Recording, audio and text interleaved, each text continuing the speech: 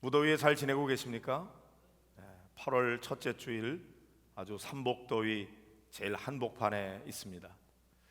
주님의 은혜로 여러분 모두 건강하시고 또 여름철 잘 지내시기를 바랍니다. 오늘 본문은 끝으로 이렇게 시작하고 있습니다.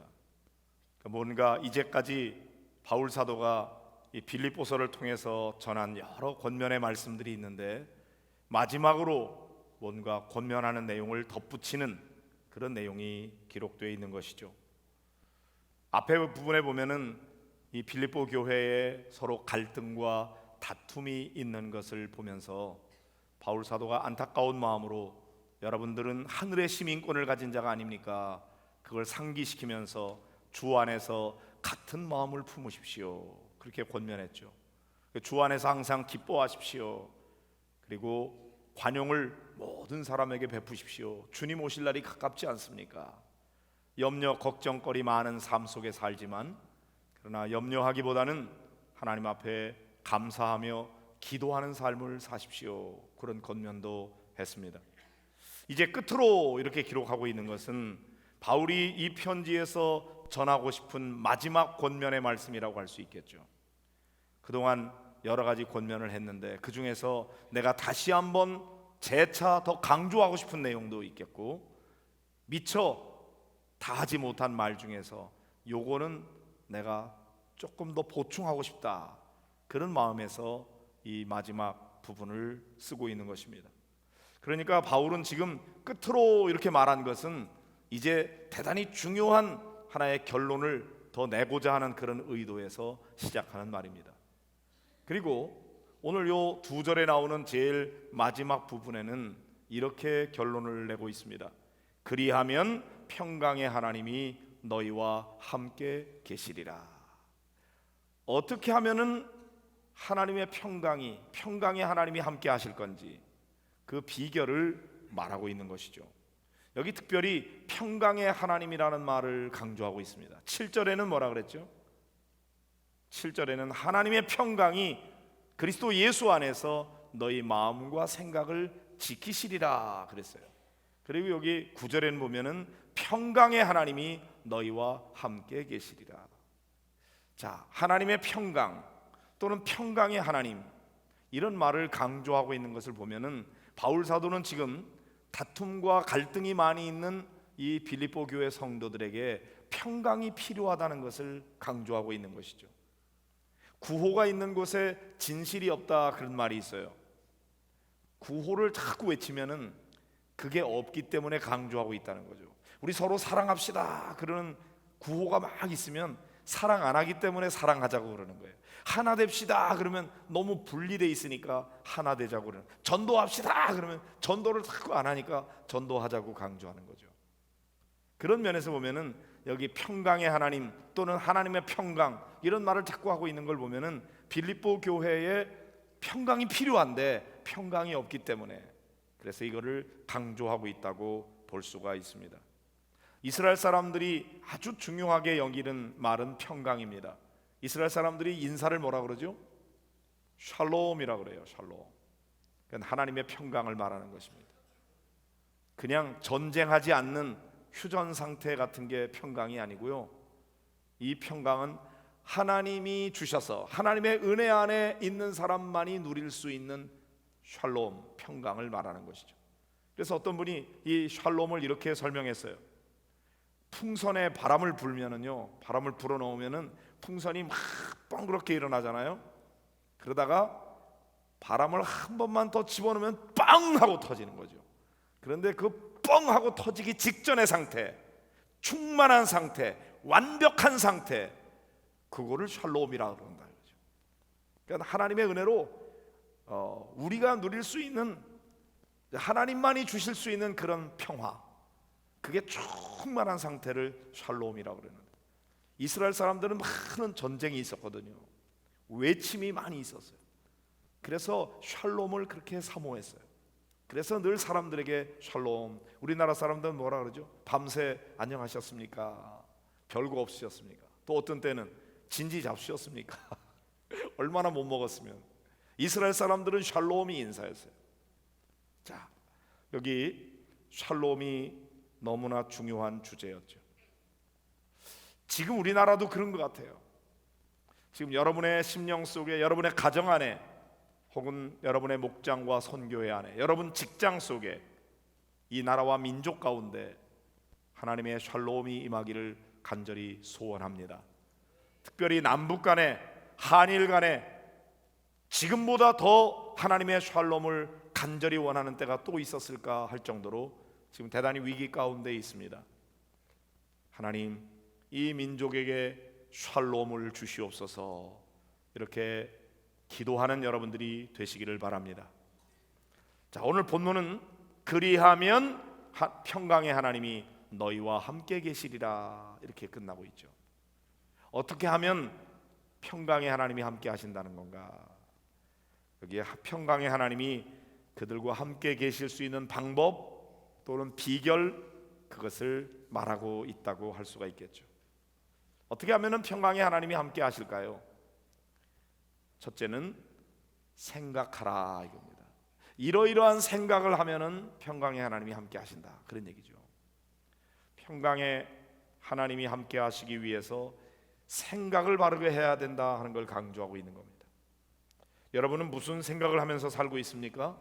여러분이 하고 있는 그 생각이 여러분의 관심사이고, 그 생각이 지금 여러분의 삶을 이끌어가고 있는 것입니다.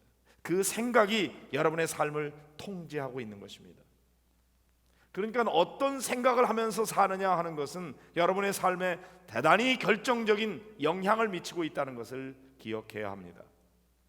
모든 것은 생각에서부터 출발하는 거죠. 존 뉴턴이라고 하는 사람이 사과가 떨어지는 것을 보면서 만유인력의 법칙을 발견했다고 그러잖아요. 어떤 사람이 물었대요. 다른 사람들도 다 사과 떨어지는 거는 보는데 그 사람들은 그런 거 생각하지도 못했는데 어떻게 당신은 사과 떨어지는 것을 보면서 만유인력의 위대한 법칙을 발견하게 되었습니까? 그런 질문에 대해서 뉴턴이 이렇게 대답했다고 합니다. 저는 그것에 대해서 계속 생각하고 있었기 때문입니다. 아무런 생각 없이 있다가 그냥 턱 보는 사람이 볼 수 있는 것하고, 매일 그거 생각하고 거기에 고민을 하면서 생각에 깊이 빠져 있던 사람이 보는 것하고는 전혀 다른 것이죠. 차원이. 이처럼 생각이 중요합니다. 비행기를 발명한 라이트 형제는 늘 어떻게 하면 사람이 하늘을 좀 날아볼 수가 있을까, 그걸 생각을 했어요. 수없이 많은 실패를 계속했습니다. 그럼에도 불구하고 그 생각을 놓지 않았어요. 어떻게 하면 사람이 하늘을 날 수 있을까? 그랬기에 결국 비행기를 만들어낼 수가 있었던 것이죠. 그러므로 무엇을 어떻게 생각하느냐 하는 것은 너무나 중요한 것입니다. 이런 말이 있어요. 생각은 행동을 낳고, 행동은 습관을 낳고, 습관은 인격을 낳고, 인격은 운명을 낳는다. 사람이 어떤 생각을 계속하면 그것을 행동으로 옮기게 됩니다. 행동이 반복되면 습관이 되죠. 그 습관은 그 사람의 인격을 결정하게 되고, 그리고 그 인격은 그 사람의 운명을 결정하게 되는 것입니다. 운명은 뭐에 따라서 달라집니까? 생각에서부터 달라지는 것입니다. 여러분이 운명을 바꾸기를 원하십니까? 그러면 여러분의 생각을 바꿔야 되는 것입니다. 생각은 우리의 행동을 결정하는 중요한 동기와 원인이 됩니다. 그러므로 바울 사도는 오늘 말씀에서 먼저 생각을 잘 관리할 것을 권면하고 있는 것이죠. 이런 생각을 하면은 평강의 하나님이 너희와 함께 하실 것이다, 그렇게 말한 거예요. 무슨 생각을 하라고 그럽니까? 자, 오늘 본문의 말씀 8절을 같이 읽어보도록 하겠습니다. 끝으로 형제들아, 무엇에든지 참되며, 무엇에든지 경건하며, 무엇에든지 오르며, 무엇에든지, 빨리 넘어갔어요, 정결하며, 무엇에든지 사랑받을 만하며, 무엇에든지 칭찬받을 만하며, 무슨 덕이 있든지 무슨 기림이 있든지 이것들을 생각하라 그랬어요. 자, 무슨 생각을 하라 그랬어요? 할 수 있는 한 무엇이든지 참된 것을 생각해라. 참된 것. 그 다음에 경건한 것, 옳은 것, 정결한 것, 사랑스러운 것, 칭찬받을 만한 것, 덕스러운 것, 명예로운 것, 좋은 생각을 해라. 우리 머릿속에 생각이 떠오른다 그래서 아무 생각이나 붙들면 안 됩니다. 좋은 생각을 품어야 됩니다. 그래야 좋은 사람이 될 수가 있어요. 이런 말이 있어요. 새가 내 머리 위로 날아가는 것은 막을 수가 없지만 그 새가 내 머리에 둥지를 틀게 해서는 안 된다. 여러분, 새가 내 머리 위로 날아가는 거 막을 수 있습니까? 우리로서는 불가항력이에요. 막을 수가 없어요. 그런데 그 새가 내 머리에다가 둥지를 틀고 있는데도 내가 가만히 있어요? 그건 내 책임이에요. 내가 허락했기 때문에 여기에 둥지를 틀게 된 것이죠. 마찬가지예요. 우리 머릿속에 별의별 생각이 다 떠오릅니다. 하루에도 5만 가지 생각을 한다고 그래요. 그런데 어떤 생각을 내가 품느냐가 중요한 거죠. 서머셋 모험이라고 하는 사람이 이런 말을 했다고 합니다. 만일 내가 생각하는 모든 것이 사람들에게 알려진다면, 들통난다면 사람들은 아마도 나를 괴물이라고 할 것이다. 서머셋 모험만 그럴까요? 그 사람만 못된 생각하는 겁니까? 사실 우리 모두가 다 별의별 생각을 다 알고 있어요. 내가 왜 이런 생각을 하지? 끔찍할 정도의 생각들이 막 스쳐 지나갑니다. 내가 생각하는 게 다 들통난다면 아마 부끄러워서 얼굴을 들고 살지 못할 겁니다. 누가 이런 못된 생각을 하도록 우리 마음속에 그런 생각을 심어줍니까? 마치 곡식밭에 가라지를 뿌려놓듯이 악한 사단 마귀가 우리 마음속에 하지 말아야 될 생각들을 자꾸만 갖다 주는 것이죠. 조금 전에 우리 학생들이 만든 영상에도 보면은 여름 수련회 가자 하는 그런 마음이 있는데, 아니야, 캐비에 가야 돼. 캐비가 뭐예요? 캐리비안 베이. 두 마음이 막 마음속에서 그런 생각이 떠올라요. 악한 사단 마귀는 우리에게 나쁜 생각을 가져다 줘요. 야, 수련회 가봤자 재미 하나도 없어. 그러면 왕따 당해. 저 캐리비안 베이 가야지. 그래야 재미가 있지. 그런데 또 한 마음은 아니야, 그래도 수련회 가면은 거기에 나한테 굉장히 유익할 거야. 이런 생각이 막 싸우고 있어요. 어디서? 우리 마음에서. 이게 영적 전쟁터예요. 그런데 사단이 가져다주는 거짓된 생각에 마음을 뺏기지 말고 성령께서 우리에게 주시는 진리의 말씀, 옳은 말, 그런 생각을 품으라고 말하는 것이죠. 그래서 바울 사도는 여기 무엇에든지 오르며, 참된 것. 닥터 월터 카볼트라고 하는 분은 염려에 대한 보고서에서 이렇게 말했습니다. 우리가 염려하는 것들 중에서 8%만 적절하대요. 나머지 92%는 일어나지도 않은 것에 대한 상상이거나 사람이 어찌할 수 없는 것에 대한 거라는 거죠. 쓸데없는 염려가 너무나 많다는 거예요. 그런 생각할 필요가 없는데 우린 그런 생각에 확 사로잡혀서 염려하고 걱정하고 불안해하고 두려워하고, 마귀가 가져다 준 거짓된 생각에 마음을 빼앗겨 버리기 때문인 것입니다. 그러나 우리 성도들은 성령께서 우리에게 주시는 진리로 우리를 통제해야 되는 거죠. 진리의 말씀, 참된 것을 생각해라. 그러면 평강의 하나님이 함께 계신다. 두 번째는 경건한 것을 생각하라 그랬어요.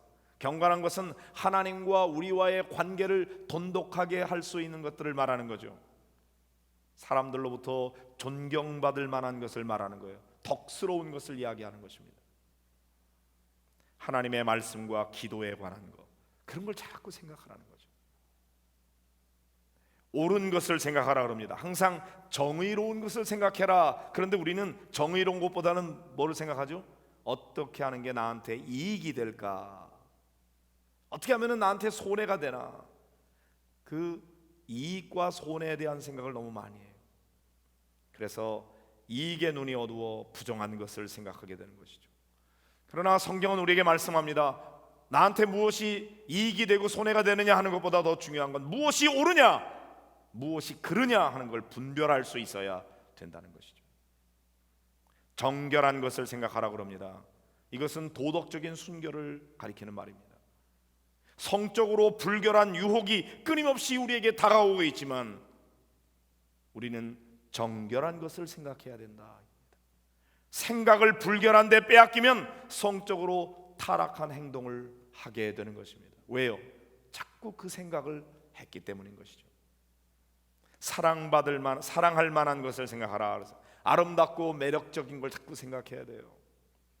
더럽고 추악한 것을 자꾸 생각하게 되면 나도 모르는 사이에 내 자신이 더럽고 추악하게 되는 거고, 아름답고 매력적인 것을 자꾸 생각하게 될 때 내 마음도 생각도 삶도 아름답고 매력적인 것으로 바뀌어지게 되는 것입니다.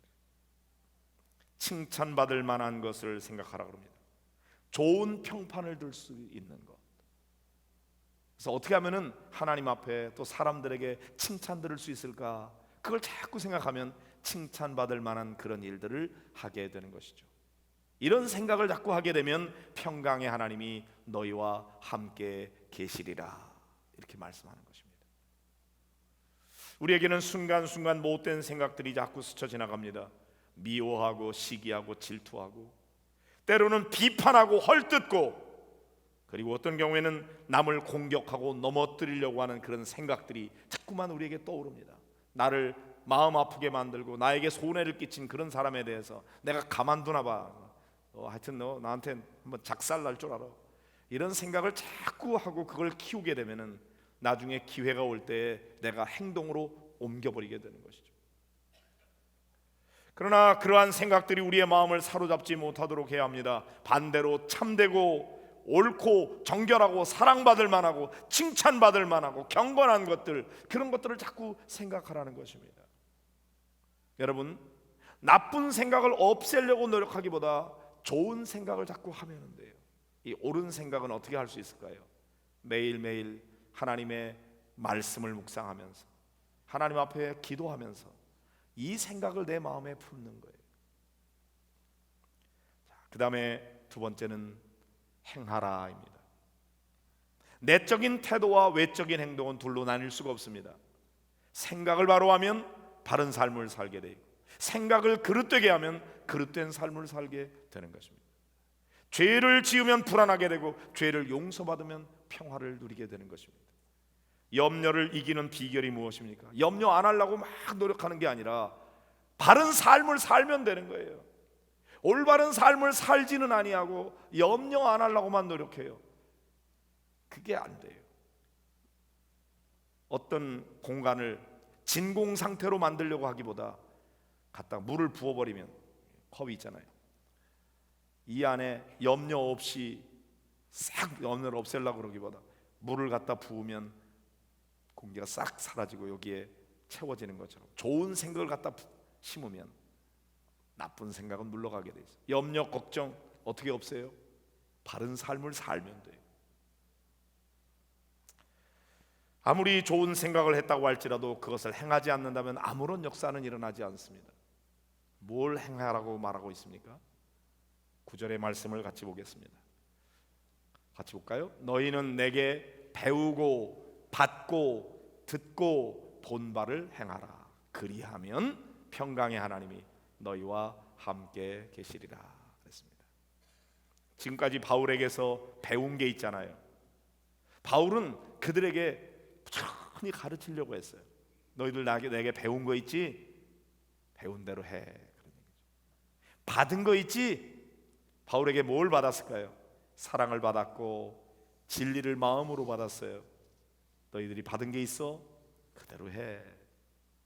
그 다음에 바울은 추상적인 이론을 가르친 것이 아니라 직접 듣고 볼 수 있도록 가르쳤어요. 그러므로 너희들이 내게 들은 거 있지? 본 거 있지? 그대로 행해라. 이렇게 말하고 있는 것입니다. 바울이 완전한 것은 아닙니다. 그러나 바울이 예수님을 닮아서 어떻게든지 성도답게 살아가는 모습을 그들에게 모범을 보이려고 했습니다. 내가 너희들에게 보여준 대로, 너희들에게 들려준 대로 너희들은 그대로 해라. 이게 예수님이 하셨던 제자 훈련 방법입니다. 말로 가르치는 것이 아니라 삶으로 모범을 보여서 그걸 닮도록 하는 거, 이거야말로 가장 중요한 제자 훈련의 방식인 것이죠. 나처럼 해봐, 이렇게.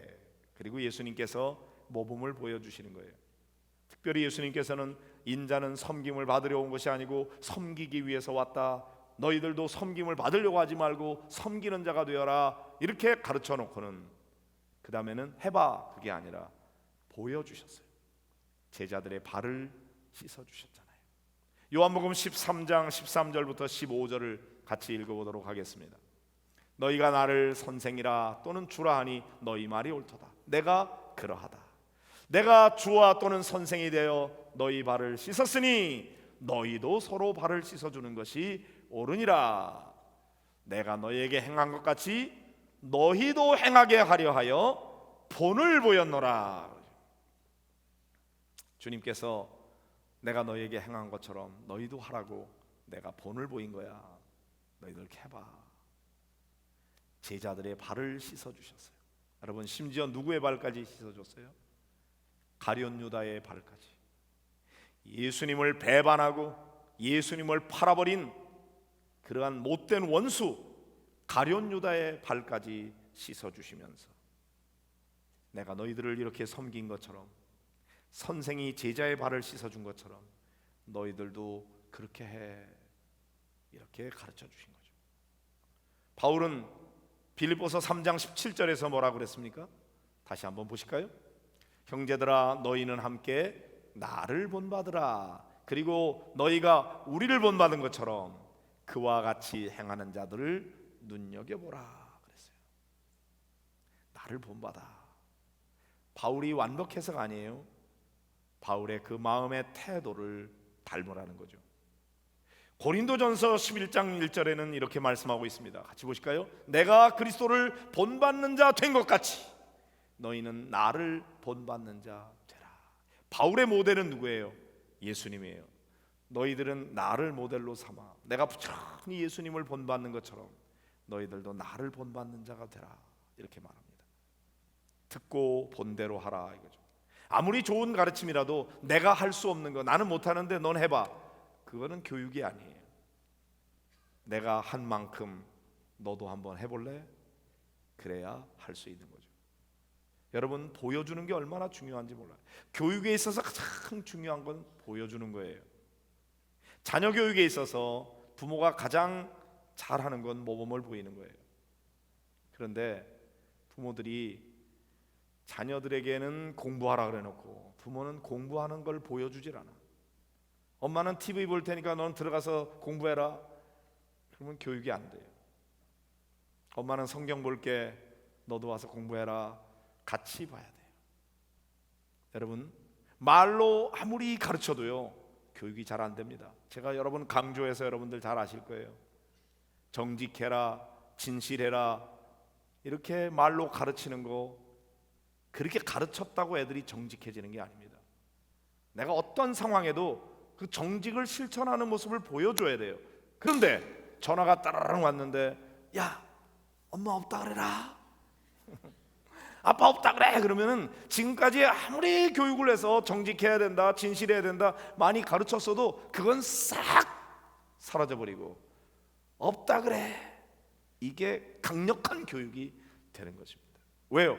그렇게 보여줬거든요. 아, 때때로는 그렇게 해도 되는 거구나, 이게 교육이 되고 있는 것입니다. 아이들은 그걸 보는 거예요. 부모들이 하는 대로 하는 겁니다.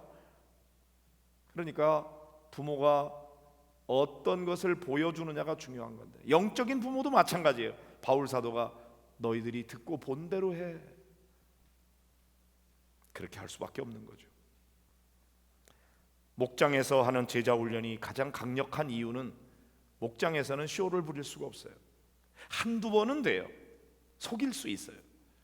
그런데 날마다 매주마다 같이 만나서 밥 먹고 이야기하고 그러다 보면은 속이지를 못합니다. 남편과 아내 속이지 못합니다. 네가 날 속여? 속 마음속까지 다 훤히 들여다보겠죠. 왜? 같이 사니까요. 그런데 우리들이 전도할 때도 마찬가지예요. 사람들에게 나는 보지 마, 예수님만 봐, 그거 안 됩니다. 사람들은 예수님을 볼 수 있는 눈이 없어요. 우리를 보고 있습니다. 우리를 보고 예수님 판단하거든요. 그러니까 관계 전도가 파워풀한 거죠. 그래서 어려운 거죠. 우리가 예수님을 나타내 보여줄 수 있어야 되거든요. 널 보니까 내가 예수 믿고 싶어, 이렇게 될 수 있도록 우리가 좋은 것을 보여줘야 되는 것입니다. 목장에서도 좋은 모범을 볼 수 있을 때, 그리고 어려움을 어떻게 극복해 나가는지 신앙의 모델을 볼 수 있을 때 사람들의 믿음이 자라고 인격도 자라고, 그래서 예수님의 제자가 되어가는 것이다 이겁니다. 그러므로 오늘 바울 사도는 쭉 빌립보서의 말씀을 전하고 난 다음에 끝으로 강조하고 있는 것 중에 너희들 생각을 잘 관리해야 돼. 헛된 거 생각하면 안 돼. 거짓된 거, 불의한 거, 그런 거 생각하면 안 돼. 옳은 거 생각하고, 참된 거 생각하고, 진실한 것, 아름다운 것, 사랑스러울 만한 거, 칭찬받을 만한 거, 경건한 거, 그런 거 생각해라. 그리고 나한테 보고 들은 거 있지? 본대로 해라. 이걸 마지막으로 권면하고 있는 거예요. 그러면 평강의 하나님이 너희와 함께 계실 거야. 오늘 이 말씀을 통해서 여러분들에게 주시는 말씀이 무엇인지 생각해 보세요. 여러분, 이번 한 주간 뭘 생각해야 되겠는가? 뭘 행해야 되겠는가? 하나님 앞에 기도해 보시기 바랍니다. 하나님, 제가 무슨 생각을 품어야 될까요? 제가 무엇을 행해야 될까요? 마음속에 떠오르는 생각이 있거든. 그걸 붙들고 내가 이걸 하겠습니다. 내가 이런 생각을 품겠습니다. 제가 이런 행동을 하겠습니다. 그리고 여러분이 결단하는 시간이 되시기를 바랍니다. 그렇게 생각을 했는데 갑자기 누군가 내가 별로 좋아하지도 않는 사람이 생각나면서 그 사람에게 밥 한 끼 사주라고 그러면 어이구, 이런 생각, 물러가라. 아이고, 이거는 내가 못하는 일이야. 내가 손해보는 일이야. 그러지 마시고 주님이 주시는 생각이면 그래, 나로서는 할 수 없지만 주님이 그 사람하고 화해하라고 그러는구나. 내가 그 사람한테 전화라도 해야 되겠다. 아니면은 조그만 선물이라도 싸들고 가서 그 사람하고 화해를 청해야 되겠구나. 주님이 하라고 그러면 그 일을 하는 거예요. 그런데 그렇게 결단하기가 쉽지 않죠. 그 과정 속에 온갖 생각이 있죠. 그 과정을 여러분이 기도하면서 잘 풀어가고, 그 다음에 목장 모임에 가서 내가 기도하는데 이런 생각이 떠올라서 물러가라 그랬는데도 안 물러가고, 자꾸만 그 마음을 주셔서 내가 힘들고 어렵게 그걸 이렇게 실천했더니 이런 결과가 있었어요. 그걸 함께 목장 모임에서 나누는 거죠. 여러분, 설교는 그런 겁니다. 여러분이 주일마다 와서 참 좋은 말씀이야, 그래, 은혜가 돼, 감사합니다, 끝. 아무런 삶의 변화가 일어나지 않는 것입니다. 설교를 감상만 하지 마세요. 설교를 잘한다 못한다 점수 매기지 마세요. 중요한 건 한 가지라도 여러분이 말씀을 듣고 뭘 하라고 그러는 거지, 어떤 생각을 해야 되겠지 고민하면서 기도하는 가운데 하나님이 주신 생각 하나를 붙들고 요거 하나로도 실천하려고 하고, 그게 매주마다 설교를 들을 때마다 여러분이 그렇게 한다고 생각해 보세요. 그게 한 주, 한 달, 6개월, 1년, 10년 반복된다고 생각해 보세요. 여러분의 삶에 얼마나 놀라운 변화가 일어나겠습니까? 그게 성도들의 신앙생활인 것입니다. 여러분이 삶이 변화되지 않는 이유는 설교를 감상하고 있기 때문에 그래요. 나가수처럼 점수 매기고 있어요. 오늘 설교는 70점, 이 말씀은 참 좋았어, 근데 이런 거는 좀 아니야. 그거는 아무런 도움이 되지 않습니다. 여러분에게 주시는 말씀으로 내가 뭘 생각해야 되지, 이런 나쁜 생각을 하지 말고 하나님이 이런 생각, 내가 뭘 행해야 되지, 요거 해야 되겠구나. 여러분이 할 수 있는 거, 할 수 없는 거창한 거 말고요, 1년 후에 할 수 있는 거 이런 거 말고 이번 주간에 할 수 있는 거, 아니 오늘 할 수 있는 거, 그걸 한가를 딱 붙들고 그거를 한 주간 안에 행하는 겁니다. 그래서 여러분의 실제적인 삶의 변화가 일어날 때 주일 예배는 여러분의 일주일 동안의 삶에 영향을 끼칠 것이고, 그런 의지적인 결단을 하게 되는 그런 예배가 주일 예배인 것입니다. 여러분에게 그런 은혜가 임하기를 소원합니다. 우리 이 시간 같이 기도하기를 원합니다. 주님, 저에게 주님이 주시고자 하는 생각을 심어주세요. 제가 뭘 하면 좋을까요?